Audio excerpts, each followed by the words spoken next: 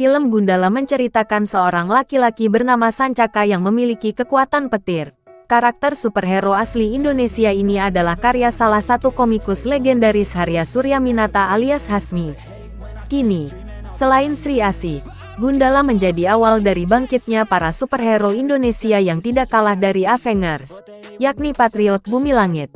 Sancaka kecil mengalami nasib yang memilukan. Ia menyaksikan ayahnya meninggal saat memimpin demonstrasi para buruh di pabrik tempatnya bekerja. Kemudian, sang ibu yang harus pergi ke kota untuk bekerja demi memenuhi kebutuhan hidup mereka pun tidak pernah kembali. Maka, untuk bertahan hidup, Sancaka pun menjadi gelandangan. Suatu ketika, sekelompok anak jalanan mengejar dan menghajar Sancaka.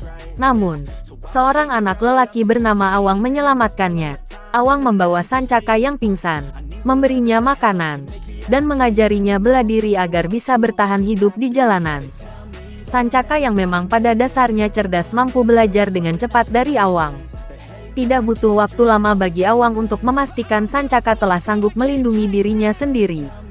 Pada satu kesempatan, Awang mengajak Sancaka untuk meninggalkan daerah mereka menuju Tenggara. Sayangnya, Sancaka tidak mampu mengejar kereta hingga ia pun tertinggal. Bersama kereta yang kian menjauh, Awang berpesan agar Sancaka tidak mempercayai orang kaya dan selalu melindungi diri sendiri. Mereka pun berpisah dan Sancaka kembali menjalani kehidupannya sendiri. Bertahun-tahun kemudian, Sancaka yang telah dewasa bekerja sebagai petugas keamanan pada percetakan The Jakarta Times. Saat berjalan pulang, ia melihat segerombolan preman tengah memalak seseorang di daerah dekat rumahnya. Akan tetapi, Sancaka hanya tidak melakukan apa-apa dan pergi begitu saja. Di tempat tinggalnya, Sancaka masih merasakan takut terhadap petir sebagaimana masa kecilnya dahulu. Sebenarnya, Pengkor memiliki nama asli Haidar Subandi. Ia adalah anak seorang pengusaha besar. Saat masih kecil, ia menyaksikan bagaimana orang tuanya dibunuh dengan mata kepalanya sendiri. Hal itu karena seseorang menuduh ayahnya telah melakukan tindakan yang mengakibatkan seorang karyawan meninggal. Adik dari ayah Pengkor mengirimnya ke sebuah panti asuhan yang tidak semestinya.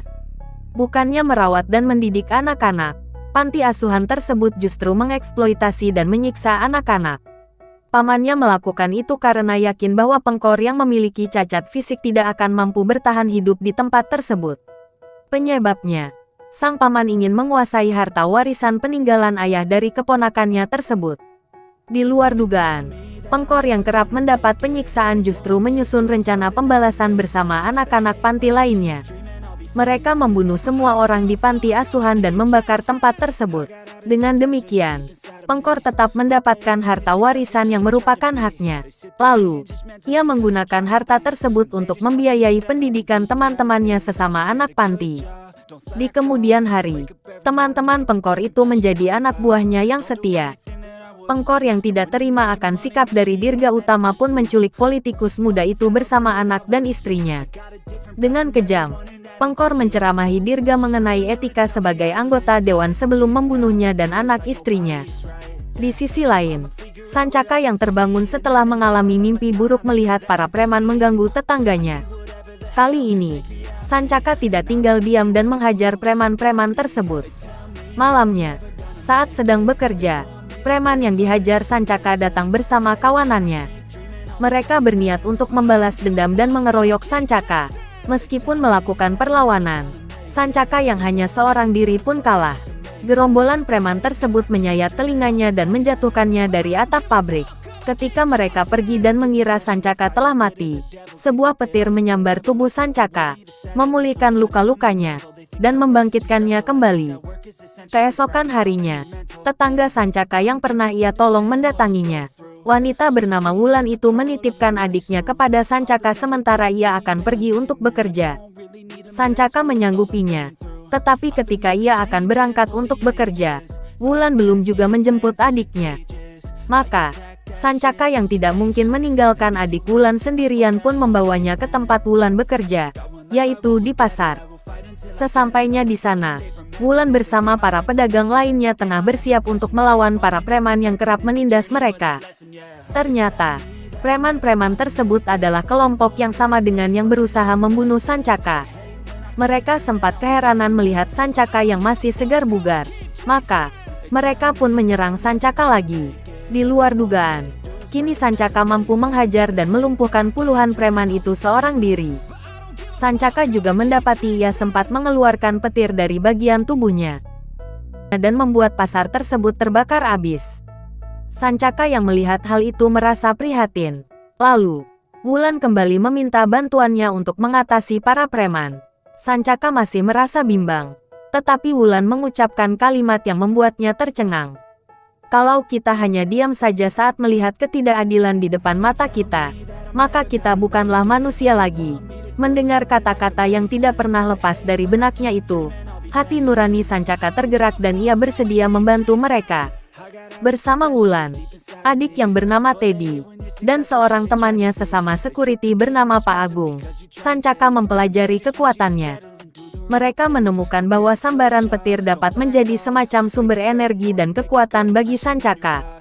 Maka, sementara Sancaka belajar untuk mengendalikan kekuatannya, rekan-rekannya membuat sebuah kostum yang dapat membantu Sancaka untuk memaksimalkan kekuatan tersebut. Lakukan pembakaran pasar pun tewas dalam sebuah insiden. Pengkor yang mengetahui hal ini menjadi marah. Ia pun berniat mempercepat upayanya untuk meraih kekuasaan. Reputasi Sancaka yang memberantas kejahatan dan kriminal mulai menyebar luas. Dalam menjalankan aksinya, Sancaka menggunakan kostum untuk menutupi identitasnya. Di sisi lain, Pengkor membunuh anggota Dewan Legislatif satu persatu untuk memuluskan rencana jahatnya. Ketika ia akan membunuh Ridwan Bahri, Sancaka datang dan menyelamatkannya. Ia membuat anak buah Pengkor yang menyerang Ridwan kewalahan dan kabur. Sancaka kembali ke tempat rekan-rekannya dan mendapatkan dua informasi. Pertama, Wulan mengetahui keberadaan ibunya. Ternyata, selama ini ibunya tidak meninggalkan Sancaka. Seminggu setelah kepergiannya, sang ibu kembali, tetapi tidak menemukan Sancaka di rumahnya. Ibunya mencari-cari Sancaka tetapi tetap tidak menemukannya. Wulan juga mengatakan bahwa ibunya kini dalam keadaan sakit. Katakan pesan terakhirnya kepada Sancaka. Lalu, Sancaka yang marah menyerap kekuatan petir untuk memulihkan tubuhnya dan membunuh anak buah Pengkor satu demi satu. Pengkor mencuri kesempatan untuk menyerang Sancaka dari belakang. Tetapi Ridwan yang tiba tepat waktu lebih dulu menembak dan melumpuhkannya. Pengkor membeberkan kembali rencananya untuk membuat anak-anak kecil yang baru lahir mengalami cacat seperti dirinya. Selain itu, ia juga mengatakan bahwa serum yang akan didistribusikan adalah obat palsu buatan perusahaannya. Kemudian, Sancaka mengejar mobil pengangkut serum penawar palsu tersebut. Dengan mengendarai motor, Sancaka berhasil mengejar mobil pengangkut serum palsu itu. Namun, si supir melepaskan tembakan dan membuatnya terjatuh. Tiba-tiba, muncul sesosok wanita misterius yang menggunakan kekuatan supernatural untuk membuat mobil itu tergelincir dan mengalami kecelakaan. Sancaka yang telah bangkit langsung memusnahkan semua serum dari mobil tersebut dengan kekuatannya. Buah kostum yang tampak lebih baru dan canggih. Ternyata, Ridwan Bahri lah yang membuatkan kostum tersebut. Sancaka berterima kasih padanya. Tetapi Ridwan mengatakan bahwa rakyat negeri inilah yang membuat kostum itu. Di sisi lain, wanita misterius yang sempat membalikkan mobil pengangkut serum palsu mengamati mereka berdua. Seseorang lalu memanggil wanita itu dengan sebutan Sri Asih. Untuk mendapatkan informasi lebih lanjut mengenai film-film yang pernah hit pada masanya, ataupun film yang lagi tren saat ini, jangan lupa like, subscribe, dan beri komentar pada kami, agar kami bisa memberikan informasi lebih banyak mengenai film-film terbaik. Terima kasih, sehat selalu.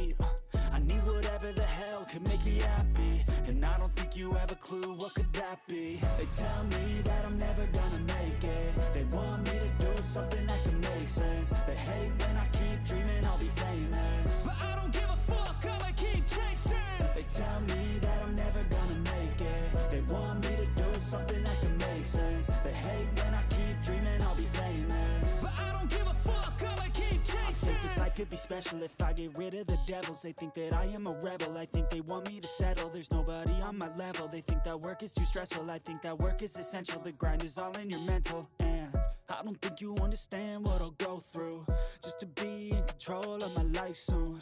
All the negativity, man, I'm immune. I don't really need a mask with all I've been through. I've been making changes for the ages. 5-10 year plans are contagious. I attack that shit, I'm tenacious. And if you ain't, get the fuck out of my way then.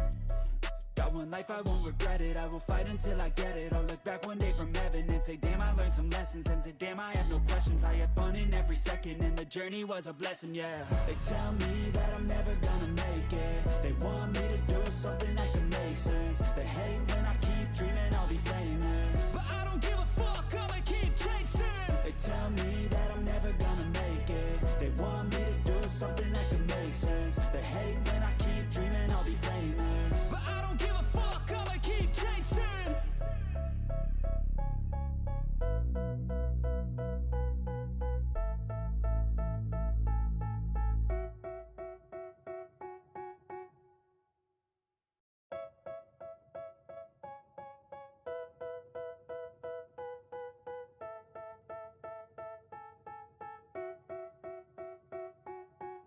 They tell me that I'm never gonna make it. They want me to do something that can make sense. They hate when I keep dreaming I'll be famous, but I don't give a fuck, I'ma keep chasing. I got all this potential.